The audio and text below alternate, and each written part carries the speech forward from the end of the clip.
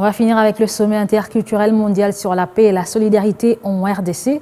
Ces grands rendez-vous des acteurs religieux et traditionnels pour la cause de la paix s'ouvre ce 26 juin ici à Kinshasa. Il sera placé sous les thèmes « Tous unis pour la paix et le vivre ensemble en RDC ». La Fondation Turlan Belé et le collectif Together We Are Strong veulent apporter leur pierre dans la restauration de la paix dans le pays avec la participation des acteurs religieux et traditionnels africains. Unir les acteurs religieux et traditionnels pour la paix, c'est la motivation des organisateurs du sommet interculturel mondial sur la paix en RDC.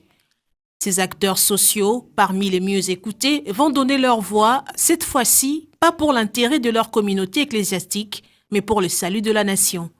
Une cause noble qui anime l'apôtre Josué Turlan Belé, qui veut contribuer à faire cesser les atrocités injustes dont sont victimes les Congolais. C'est le temps de la RDC. Et ces gens-là qui viennent là, chacun vient de son pays, chacun a son gouvernement. Et l'invité principal de ce sommet est le pape orthodoxe Abouna Mathias, qui est l'autorité morale de l'Éthiopie, qui n'est pas le moindre, qui a accepté. Nous avons aussi le roi Misuzulu de l'Afrique du Sud, qui sera aussi là. Nous avons le grand rabbin que j'ai expliqué. Le peuple juif, c'est le peuple lui. Le salut vient des juifs. Après, il y aura des résolutions qui seront prises. Et sur ce bas des résolutions, où nous allons donner aux autorités, tout ça, ça va aller même à l'Union africaine. Ce fils du pays s'appuie sur ses expériences acquises lors de ses interventions dans les opérations pour le retour de la paix dans plusieurs pays africains, notamment la Côte d'Ivoire, pour cette fois-ci agir en faveur de son Congo natal, en comptant sur l'appui du président de la République. En tant que Congolais, j'aimerais apporter ma pierre à l'édifice pour qu'il y ait la paix dans mon pays, en organisant des sommets, des colloques sur la paix. Nous aurons une journée culturelle. Et ça sera le dernier jour où nous allons maintenant célébrer la paix. Parce que nous avons la foi que quelque chose de bien va se passer. Et nous attendons aussi celui qui est comme un grand religieux, celui qui est au sommet du pays, c'est le président de la République.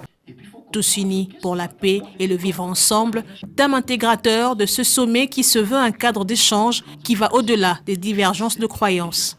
Nous ne sommes pas ensemble pour la prière, mais nous sommes ensemble pour travailler pour un but commun, c'est nous retrouver ensemble pour l'unité et la paix du pays. Ça préoccupe nous tous.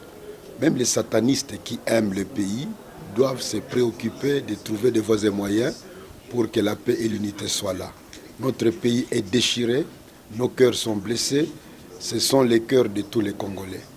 Du 26 au 28 juin 2023, les religieux et les traditionnels vont ensemble interagir avec la société dans le but d'apporter ce changement de mentalité qui, depuis le temps, cause des guéguerres au sein de la société.